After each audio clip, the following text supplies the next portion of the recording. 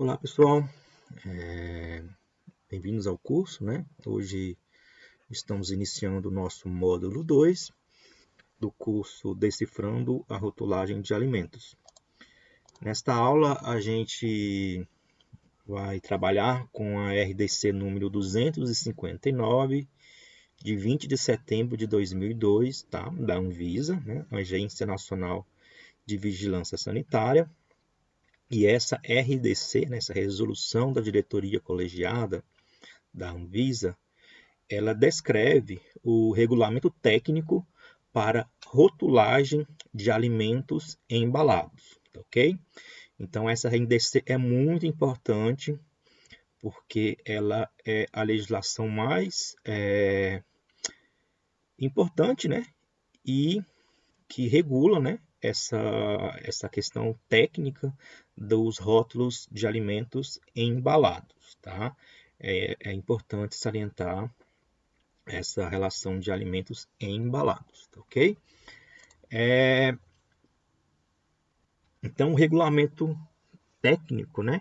Qual que é o âmbito qual que é o âmbito de aplicação dessa legislação, né, dessa RDC? Então, esse regulamento técnico, ele aplica, né, se aplica à rotulagem de todo o alimento, tá? Que seja comercializado, qualquer que seja a sua origem, tá? Tanto de origem animal quanto de origem vegetal, embalado na ausência do cliente, né? Sem o cliente estar vendo, né? O processo de embalagem, né? De acondicionamento deste alimento, e que seja pronto para oferta ao consumidor, tá ok? Então, a legislação ela inicia com algumas definições, tá bom?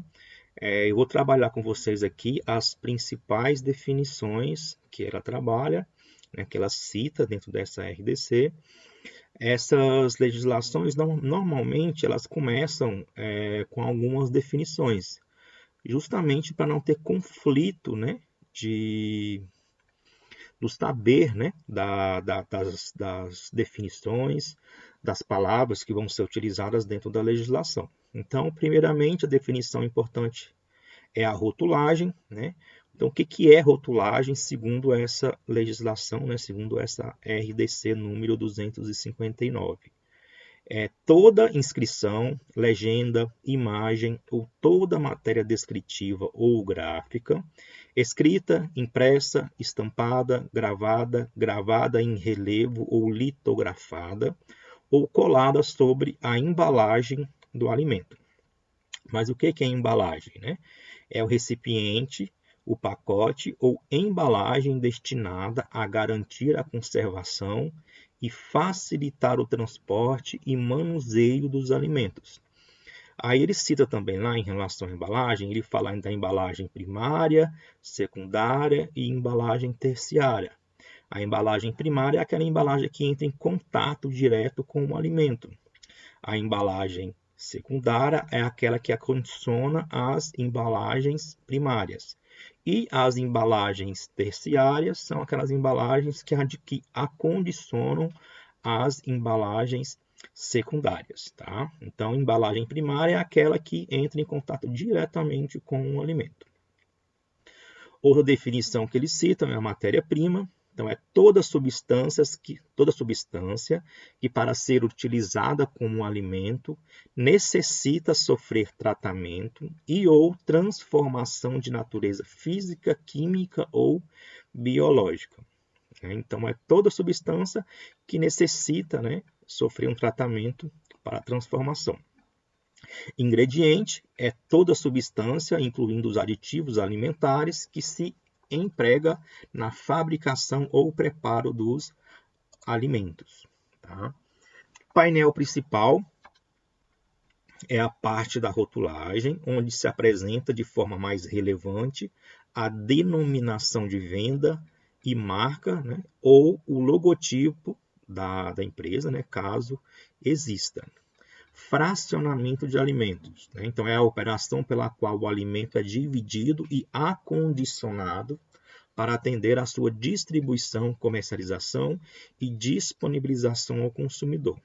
E lote é o conjunto de produtos de um mesmo tipo, processados no mesmo fabricante ou fracionador, em um espaço de tempo determinado, sob condições essencialmente iguais.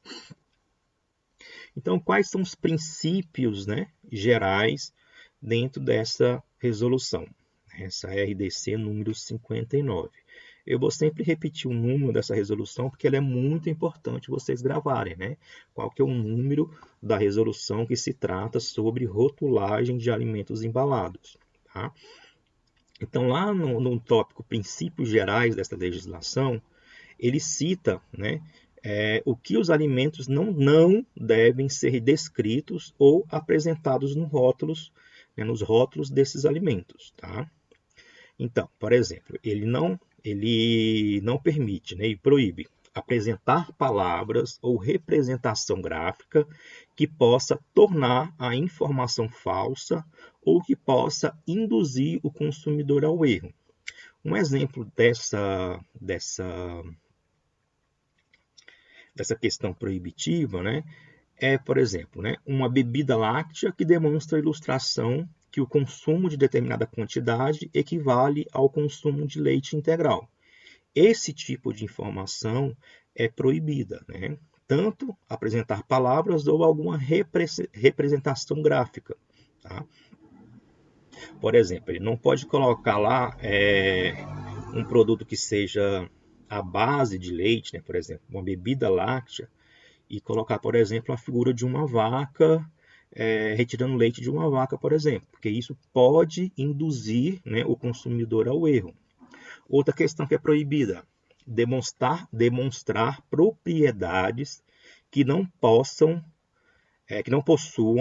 ou não possam ser demonstradas. Por exemplo, tal alimento reduz o risco de doença cardíaca, né? Então, demonstrar essas propriedades que não possuem comprovação, isso é proibido, né? Isso não pode ser descrito no rótulo. Outra questão que é proibida, destacar a presença ou ausência de componentes que sejam próprios de alimentos de igual natureza.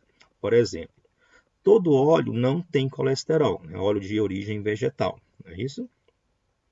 Então, é proibido colocar no rótulo óleo sem colesterol, tá? E se for colocar, no caso, óleo sem colesterol, né, esse tipo de informação, tem que colocar a seguinte informação: óleo sem colesterol, como todo óleo vegetal.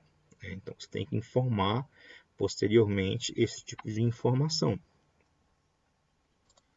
Outra questão que é proibida também informações que ressalte a presença de componentes que sejam adicionados como ingredientes em todos os alimentos com tecnologia de fabricação semelhante. Por exemplo, ketchup preparado com tomates. Todo ketchup é preparado com tomate. Então, é proibido esse tipo de informação. Outra questão que também é proibida, outro exemplo, né? Maionese preparada com ovos. Isso também é proibido. Por quê? Porque toda maionese, né, segundo a definição, segundo a legislação, tem que ser preparada com ovos, né? Ela é preparada com ovos. Então, não pode, né, informar, né, nos rótulos informação que ressalte a presença de componentes que sejam adicionados como ingredientes de todos os alimentos com tecnologia de fabricação semelhante. Outra questão proibida é indicar que o alimento possui propriedades medicinais ou terapêuticas ou aconselhar o seu consumo como estimulante para melhorar a saúde, né, para prevenir doenças ou para ação curativa. Por exemplo, tal alimento previne a osteoporose, tal alimento emagrece. Também são informações que são proibidas nos rótulos de alimentos.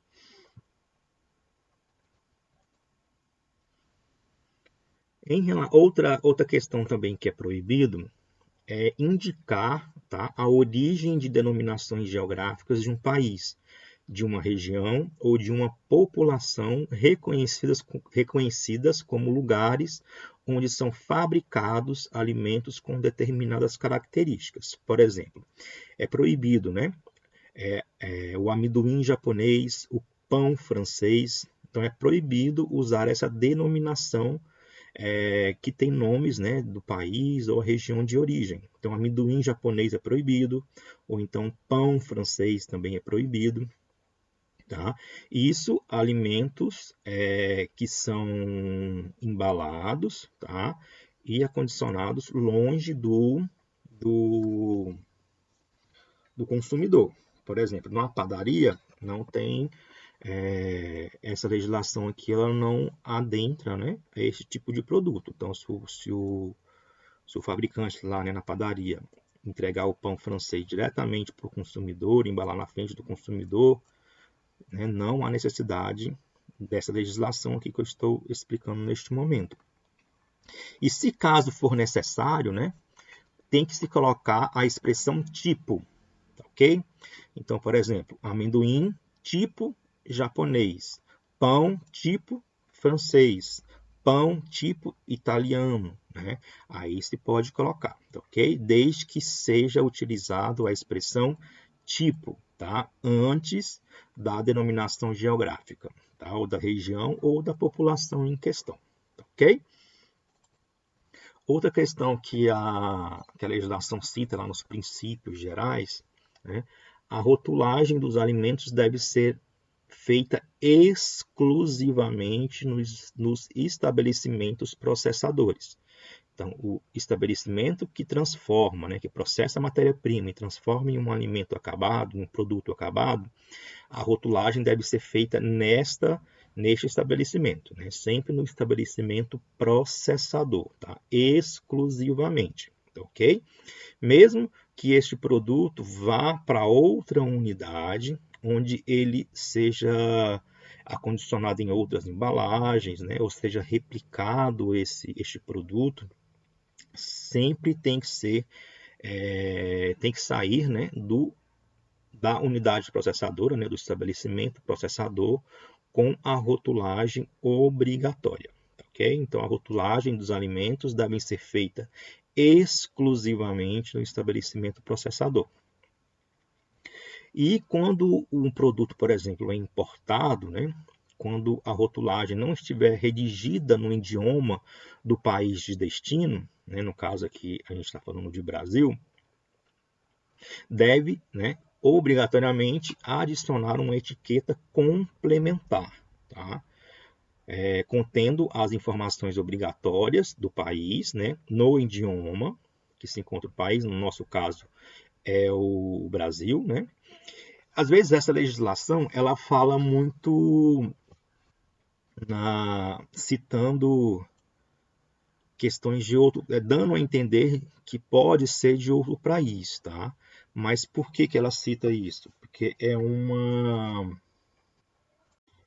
alinhamento, tá, com a legislação do Mercosul. Por isso que às vezes ele diz isso, que, por exemplo, quando a rotulagem não estiver redigida no idioma do país de destino, né, bastava a legislação falar quando a rotulagem não estiver redigida no idioma português, mas como isto aqui também está muito ligado a acordos, né, do Mercosul, por isso que às vezes ele cita desta maneira. Então, quando o produto é importado, ele deve ter uma etiqueta complementar, contendo a informação obrigatória no idioma, caracteres de tamanho, realce e visibilidade adequado, e essa etiqueta, tá, ela pode ser colocada tanto na origem, né, do país exportador, quanto no país importador, né? No caso aqui, a gente está falando de Brasil. Então, a etiqueta pode ser colocada tanto na origem como no destino, ok? E a legislação, né, RDC número 259, ela obriga, né, a informar 7, né, ou 8 informações obrigatórias na rotulagem de alimentos, ok? Então, rotulagem de alimentos embalados devem apresentar obrigatoriamente as seguintes informações: denominação de venda do alimento. O que seria essa denominação de venda do alimento? O nome do produto, ok? Não é o nome da marca, ok? É o nome do produto que está sendo comercializado. Por exemplo, amido de milho, iogurte, farinha de trigo, né? E assim por diante. Então, é o nome do produto, tá? Não é da marca. Lista de ingredientes, conteúdos líquidos, identificação da origem, o nome ou razão social e endereço do importador, no caso, né, de alimentos importados, identificação do lote, prazo de validade e, caso necessário, instruções sobre o preparo e uso do alimento em questão. Então, essas são as informações obrigatórias, né, que a RDC 259 exige, né, que deve conter nos rótulos das embalagens dos alimentos. Tá? E na própria legislação, ela também informa, né, como deve ser apresentado essas informações obrigatórias. Ok? Então, a RDC 259 ela também demonstra, né, como deve ser a apresentação das informações obrigatórias. Em relação à denominação de venda do produto, né, que é o nome do produto, aqui eu coloquei um exemplo, né, o creme de leite. Então, quando existir mais de uma denominação para algum tipo de alimento, né, deve ser utilizado pelo menos uma dessas, tá? Pelo menos, tá? Então, ele não fala em usar 2 ou 3 denominações se for do mesmo produto, ok? Pode ser empregada uma denominação fantasia ou uma marca registrada, né, que seria a marca do produto, ok? Desde que seja acompanhada da denominação indicada no item anterior. Então, desde que você coloque o nome do produto, né, da denominação de venda do produto, você pode também colocar a marca, né, ou a denominação fantasia do produto. Ok? Pode constar palavras ou frases adicionais, as quais devem estar junto ou próximas da denominação do alimento. Exemplo: tipo de cobertura, forma de apresentação, condição ou tipo de tratamento, né, a que tenha sido submetido. Ok?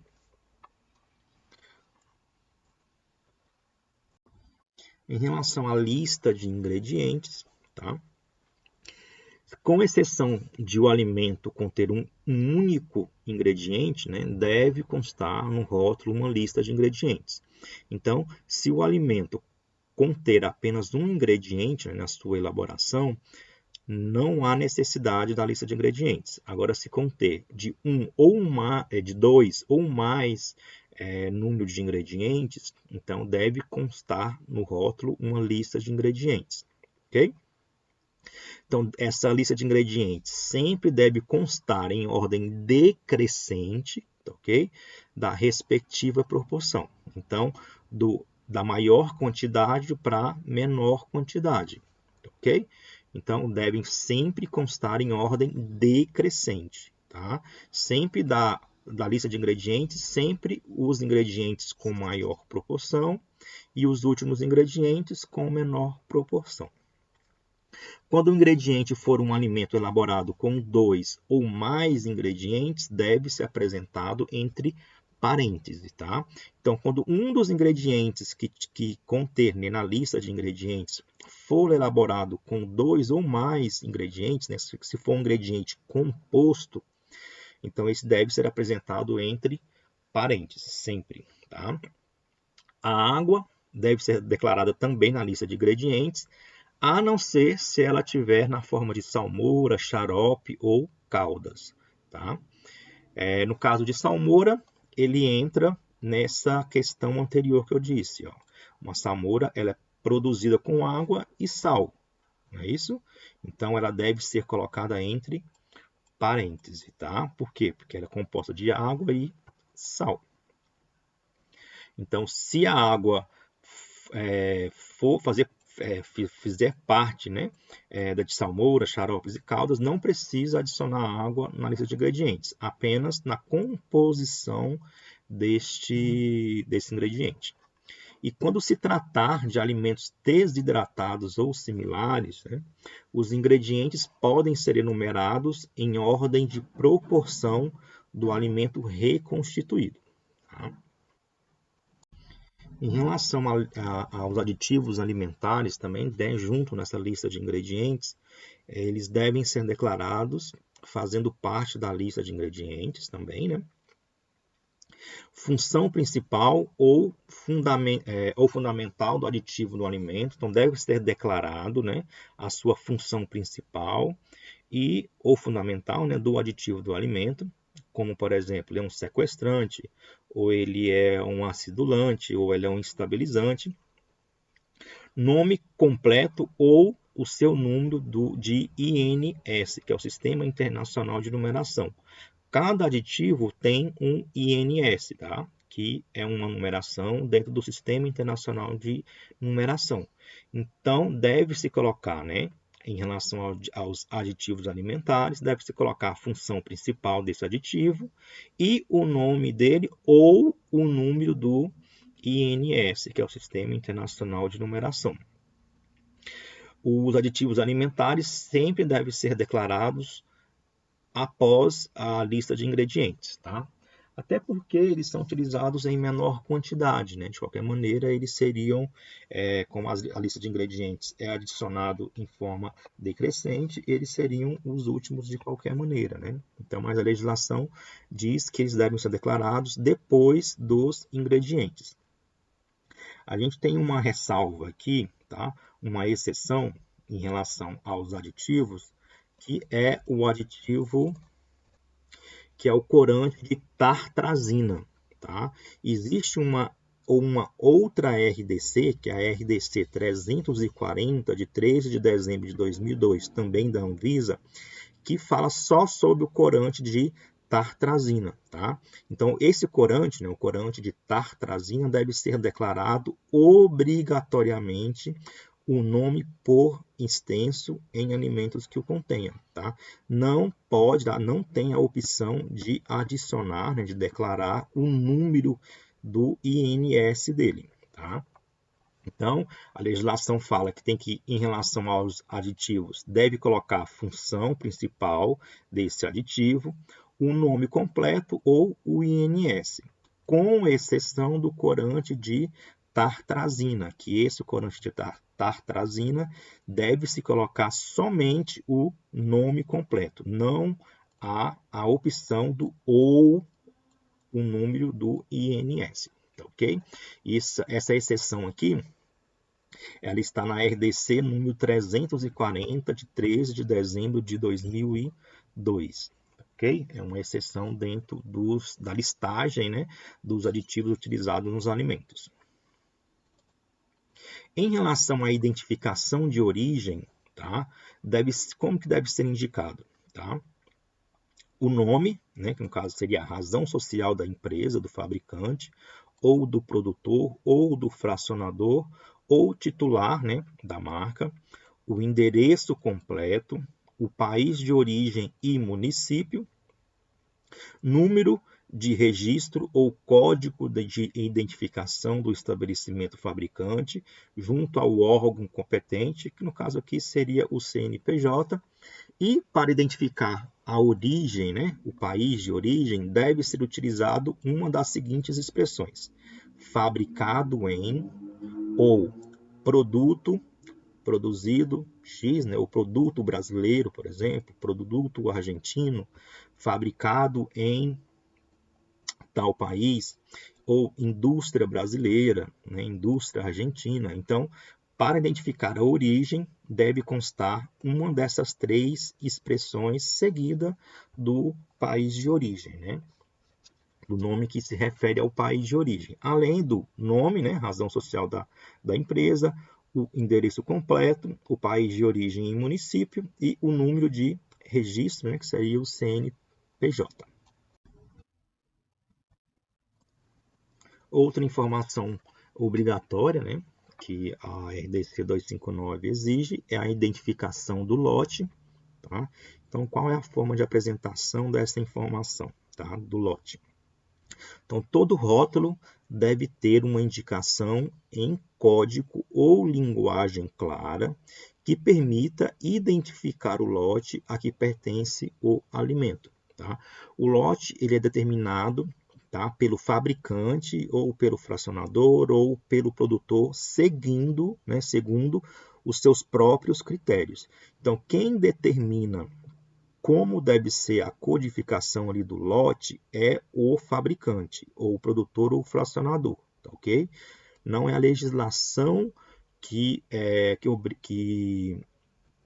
tem que identificar esse tipo de informação. Então, é determinado de acordo com os critérios do próprio fabricante. Então, quem desenvolve a numeração do lote, né, o código do lote, é o próprio fabricante, tá, ok? Então, para indicar o lote, tá, a apresentação dessa informação, ela deve ser precedida da letra L. Sempre deve ser precedida da letra L. Então, código-chave precedido da letra L, L de lote. Tá? Pode ser a data de fabricação, embalagem ou de prazo de validade. Tá? Então, pode ser um código-chave, desde que seja precedido da letra L, ou a data de fabricação, tá? Embalagem ou de prazo de validade. Tá? O código também ele pode ser precedido da palavra lote. Tá? Além da palavra L, também pode ser precedido da palavra lote. Então pode ser um código-chave precedido da letra L, ou a data de fabricação, embalagem ou de prazo de validade. Ou é dia e mês, ou é o mês e o ano. Tá? Não vamos confundir, não vamos misturar essa informação de lote, que pode ser também a data de fabricação, embalagem ou prazo de validade, com a informação obrigatória, que é a data de validade. Tá, ok? Então, aqui pode, olha a palavra, pode ser utilizado o prazo de validade, tá, ok? Para referenciar-se ao lote. Tá? Pode ser dia e mês ou mês e ano. Ok? No mínimo, né? Dia e mês ou mês e ano. Pode ser também dia, mês e ano. Tá? Devem ser expressos em algarismos numéricos não codificados e pode abreviar o nome do mês por meio das 3 primeiras letras do mês de referência. Ok? Em relação ao prazo de validade, né, que é outra informação obrigatória, é obrigatório, né, a declaração do prazo de validade para todos os alimentos. Há algumas exceções, tá, que eu vou falar mais para frente um pouquinho, nos próximos slides. Então, obrigação em todos os alimentos, porém há algumas exceções. O prazo de validade ela deve constar pelo menos o dia e o mês, né, pelo menos dia e mês ou mês e ano.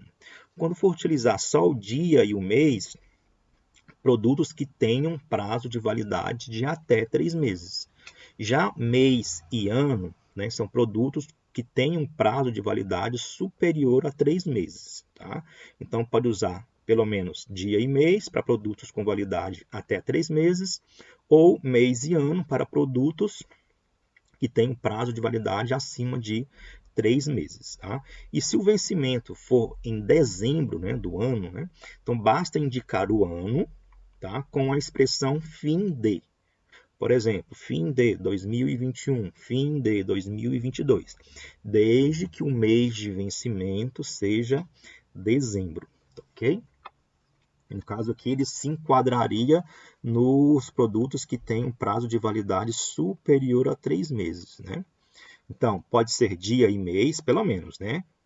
Então, a legislação deixa bem claro, pelo menos. Não quer dizer que deve ser exatamente isso, mas pelo menos dia e mês, mês e ano.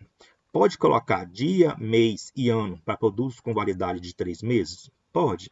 Pode colocar dia, mês e ano para produtos que têm prazo de validade superior a 3 meses? Pode, ok? Mas desde que essas informações mínimas existam, né, no prazo de validade.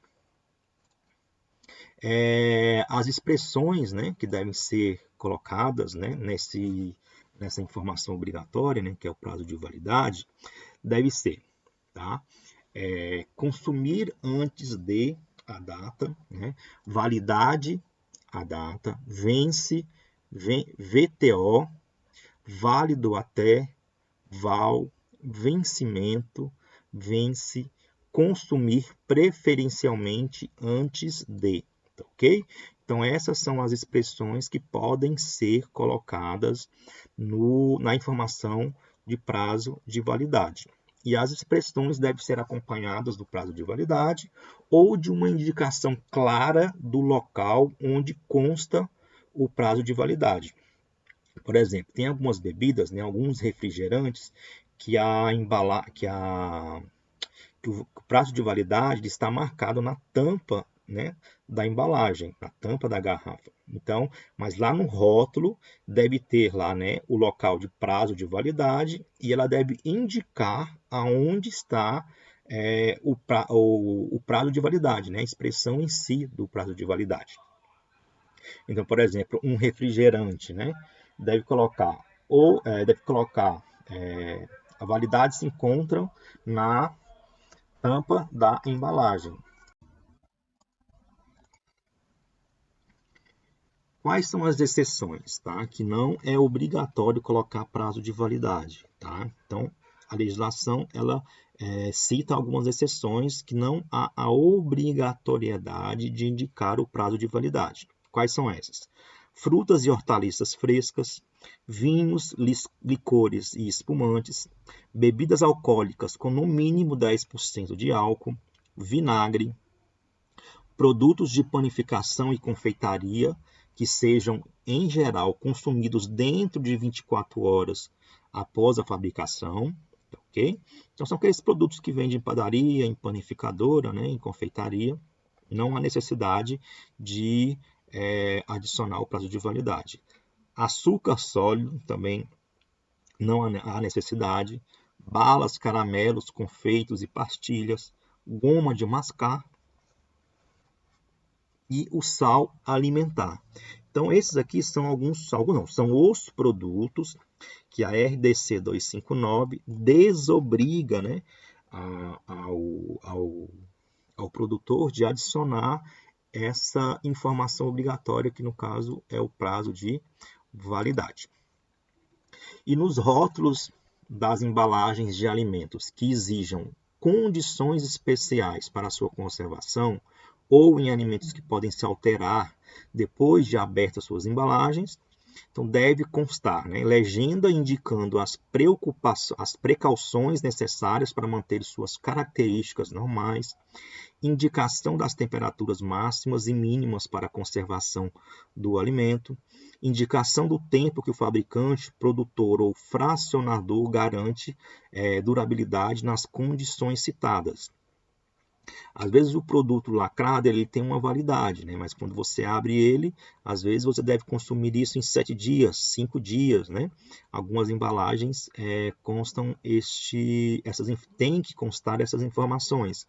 Ou então a informação de manter sobre refrigeração após aberto, né? Ketchup, por exemplo, se você olhar na embalagem, lá vai citar manter sobre refrigeração após aberto. Alguns outros alimentos citam após aberto, consumir no máximo a 7 dias, a 5 dias, né, após aberto. Conservar em temperatura X, né, ou temperatura Y. Então, essas são algumas indicações, né, para alimentos que exijam, né, condições especiais. Então, são informações obrigatórias em relação ao prazo de validade. E, em particular, tá, para alimentos congelados, cujo prazo de validade varia segundo a temperatura de conservação, deve ser indicado essa característica, tá? Deve ser indicada essa característica. Então, para declarar o prazo de validade em alimentos desse tipo, alimentos congelados, deve utilizar validade a menos 18, no caso é freezer, né? É tantos dias. Validade a menos 4 graus Celsius, tanto dia. Validade a 4 graus Celsius, tantos dias. Então, essas informações também devem constar no prazo de validade. Em relação à informação de preparo e instrução, né, do uso do produto, então só quando for necessário, né, vai depender do tipo do produto que está sendo embalado, né, que está sendo comercializado. Então, quando necessário, o rótulo deve conter as instruções sobre o modo apropriado de uso, né, para o correto uso deste produto, tá, do produto. Então, por exemplo, né, como deve ser reconstituído, como deve ser descongelado, como deve ser misturado, né, como deve ser feito o tratamento que deve ser dado pelo consumidor para o uso correto do produto. Então, são informações que devem constar dentro das instruções e preparo do uso do produto. Tá? Essas instruções nunca devem ser ambíguas, tá? Com duplo sentido, né? Nem dar margem à falsa interpretação, a fim de garantir a utilização correta do alimento. Então, caso haja necessidade, né? Então não é um item obrigatório, né? Apesar de ser obrigatório, mas ele deixa muito claro na legislação essa frase, né? Quando necessário, né? Então, nem todos os produtos, né? Nem todos os alimentos vão ser necessário essa informação de modo de preparo ou instrução do uso do produto. Tá? Em relação à rotulagem facultativa, né? Facultativa que você pode colocar ou não, né? De acordo com o desejo do produtor, do comerciante, né? Então, é permitido constar qualquer informação em representação gráfica ou, né, representação gráfica, assim como a matéria escrita, impressa ou gravada, exceto se entrar em contradição com os requisitos obrigatórios e informações enganosas, né? Então, é permitido pelo produtor, né, constar qualquer informação, né, no rótulo ou representação gráfica, matéria escrita, impressa ou gravada, desde que não entre em contradição com os requisitos obrigatórios, né, ou que haja alguma informação enganosa, né? Isso é proibido. Em relação às denominações de qualidade, né, somente utiliza, né, quando estiver, né, quando tiver já um regulamento técnico específico, tá? Então, somente usa denominações de qualidade quando tiver já um regulamento técnico específico para o alimento em questão, tá, ok? Deve-se, né, ser facilmente compreensível e de forma alguma levar o consumidor a equívocos ou enganos. Um exemplo dessa questão de denominação de qualidade é a manteiga, por exemplo. A manteiga, dentro da classificação dela, ela utiliza-se de algumas denominações de qualidade, como, por exemplo, a manteiga extra, a manteiga de primeira qualidade, né? São algumas classificações da manteiga. Então, só pode utilizar essas palavras, né, essas denominações de qualidade extra e de primeira qualidade, no caso da manteiga, porque já tem um regulamento técnico específico para a manteiga. Tá? Se não tiver um regulamento técnico específico para o produto em questão, é proibido colocar a denominação de qualidade. Ok? Então, no caso da manteiga, né, manteiga extra, manteiga de primeira qualidade, só pode se colocar na embalagem, porque já existe um regulamento técnico específico para a manteiga, ok? Em relação à informação nutricional, a RDC 259, ela fala que é facultativo, tá? Mas vamos aqui entender por quê. Então, a informação nutricional é uma questão facultativa dentro da RDC 259, né? Então, essa informação nutricional, ela pode ser utilizada. Quando fala pode, ou você coloca ou você não coloca, não é isso? Só que a RDC 259, ela foi feita em 2002, ok? Em 2002. 2002. Só que em 2003, né, já tem outra RDC publicada em 2003, que é a RDC número 360 de 22 de dezembro, tá? No ano de 2003, que fala justamente do regulamento técnico sobre rotulagem nutricional de alimentos. Tá? Então, essa legislação, tá? A RDC 259, fala que a informação nutricional pode ser utilizada. Porém, essa RDC ela foi feita em 2002, né? Foi redigida e publicada em 2002 e aprovada em 2002. Só que no ano seguinte, né, já a RDC 360, ela obriga, né, a utilizar a rotulagem nutricional em alimentos embalados, ok?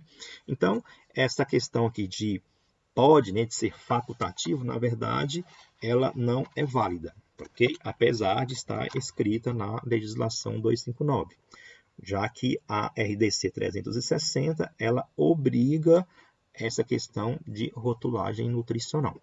Vocês vão ver mais para frente no curso que, quando for falar sobre as informações obrigatórias nutricionais, vocês vão ver mais detalhado sobre esse regulamento técnico, tá ok?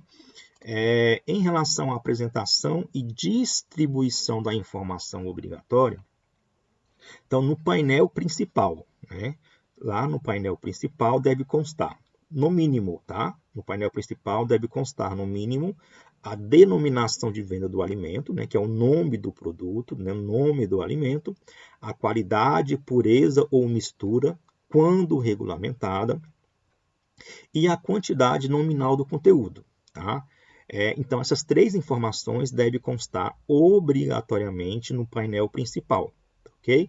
As outras informações podem conter em outras áreas do rótulo da embalagem, ok? Mas desde que no painel principal deve constar essas três informações: denominação de venda do produto, não, o nome do produto, a qualidade, né, pureza ou mistura, quando regulamentada, e a quantidade nominal do conteúdo. E o tamanho das letras e números, né, das informações obrigatórias, né, das 7, das 8 informações obrigatórias, nunca pode ser inferior a 1 milímetro. Então, o tamanho das letras e números das informações obrigatórias nunca podem ser inferior a 1 milímetro, ok? E alguns casos particulares, ele explica lá também na legislação, para embalagens, por exemplo, de especiarias e ervas aromáticas, tá? Especificamente para embalagens de especiarias e ervas aromáticas, que o painel principal for inferior a 10 centímetros quadrados, tá? Então, assim, porque as especiarias e ervas aromáticas são muito leves, né? Então, normalmente, ele é comercializado em pequenas quantidades. Então, normalmente, a embalagem, né, desses produtos alimentícios são pequenos. Então, lá ela abre uma ressalva, né, uns casos particulares. Então, a superfície do painel principal for inferior a 10 centímetros quadrados para especiarias e ervas aromáticas, né, pode ficar isentas das informações obrigatórias, tá? Mas deve ser declarado, tá, no mínimo, a denominação de venda e a marca do produto, tá? E a embalagem secundária, né, que é a embalagem que vai acondicionar as embalagens primárias, ela deve apresentar todas as informações obrigatórias, tá? Então, um caso particular são para as especiarias e ervas aromáticas, cujo, né, as embalagens forem muito pequenas, né, e o painel principal do rótulo for inferior a 10 centímetros quadrados, pode ficar isentas das informações obrigatórias. E deve ser declarado, no mínimo, né, o nome do produto, né, que a pessoa, o consumidor que for comprar tem que saber o que está comprando, né, então tem que saber a denominação de venda, né, o nome do produto e a questão da marca do produto também. E a embalagem secundária, ela deve apresentar todas as informações obrigatórias. Lembrando que a embalagem primária é aquela embalagem que entra em contato direto com o alimento. A embalagem secundária é aquela embalagem que acondiciona as embalagens primárias, tá certo? Então, por hoje é só esse módulo 2. tá ok? Muito obrigado pela atenção. Qualquer questionamento ou pergunta deve ser realizado através do fórum de dúvidas, tá ok? Então, um abraço a todos e até mais.